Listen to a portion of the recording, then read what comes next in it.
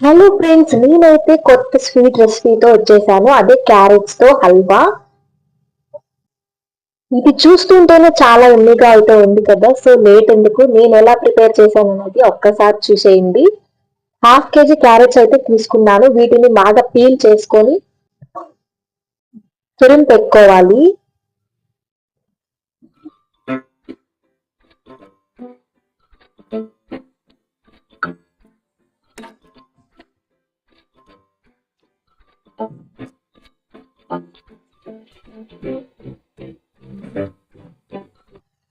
Pan వేడైన తర్వాత 2 tea స్పూన్ల నెయ్యి వేసుకొని క్యారెట్ తురుముని అందులో వేసుకొని బాగా ఫ్రై చేసుకోవాలి.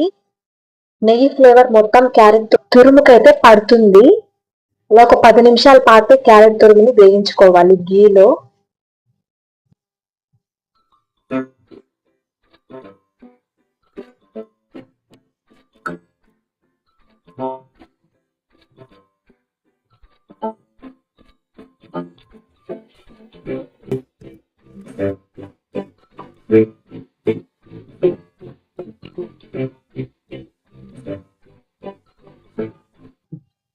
క్యారెట్ తురుము అయితే వేగిపోయింది. ఇప్పుడు మిల్క్ అయితే యాడ్ చేస్తున్నాను. ఒక గ్లాస్ అయితే మిల్క్ వేస్తున్నాను. నేనైతే వాటర్ అయితే యాడ్ చేయట్లేదు. ఇది పూర్తిగా నేను పాలల్లోనే ఉడికించుకుంటాను. ఎందుకంటే టేస్ట్ అనేది బాగుంటది పాలల్లో ఉడికించుకుంటే.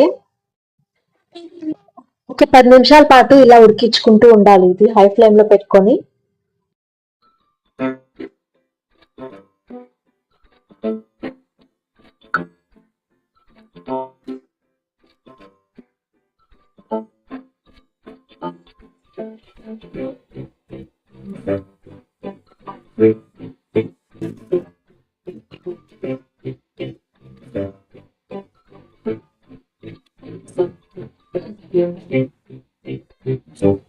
ఇప్పుడైతే ఫ్లేవర్ కోసం 2 ఇలాచీని ఇలా దంచుకొని అయితే యాడ్ చేస్తున్నాను. ఫ్లేవర్ బాగుంటుంది కాబట్టి. స్వీట్ రెసిపీస్ లో ఖచ్చితంగా ఇలాచీ అయితే వేస్తాను.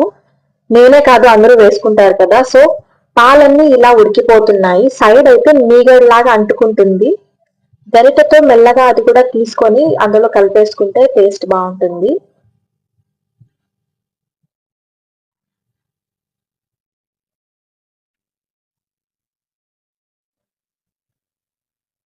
ఇప్పుడైతే షుగర్ అయితే యాడ్ చేసే టైం అయితే వచ్చేసింది. చిన్న కప్పుతో ఒక షుగర్ అయితే యాడ్ చేశాను టేస్ట్ కి తగ్గట్టు. మీరైతే స్వీట్ ఎక్కువ తినేలాగా అయితే కొంచెం ఎక్కువ అయితే యాడ్ చేసుకోండి. నేనైతే చిన్న కప్పుతో అయితే యాడ్ చేశాను షుగర్.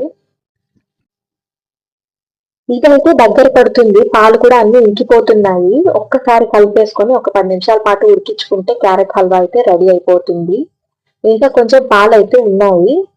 ఇవి కూడా బాగా ఇంకిపోవాలి. హల్వా అంటే కొంచెం గట్టిగా అయితే ఉండాలి. హల్వాలో కొంచెం కోవా, మిల్క్ మేడ్ ఇవన్నీ యాడ్ చేసుకుంటే ఇంకా టేస్ట్ బాగుంటుంది. నా దగ్గర అయితే లేవు కాబట్టి నేను ఓన్లీ షుగర్, మిల్క్ తోనే చేస్తున్నాను. క్యారెట్ హల్వా అయితే అయిపోవచ్చింది. రెడీ అయిపోయింది. ప్లేట్ లో అయితే సర్వింగ్ చేసుకున్నాను. ఇది సర్వ్ చేసుకున్న తర్వాత పైన అయితే జీడిపప్పు పలుకుల్ని అలా గార్నిష్ చేసుకున్నాను.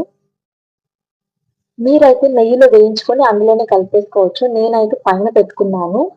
ఇదైతే చాలా వేడిగా అయితే ఉంది. వేడిగా ఉన్నప్పుడు అంత టేస్ట్ అయితే తెలీదు.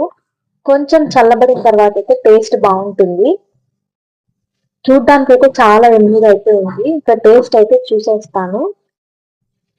ఒక స్పూన్ తీసుకొని టేస్ట్ అయితే చేశాను. చాలా అంటే చాలా బాగా వచ్చింది. మీరు కూడా ట్రై చేయండి నచ్చితే.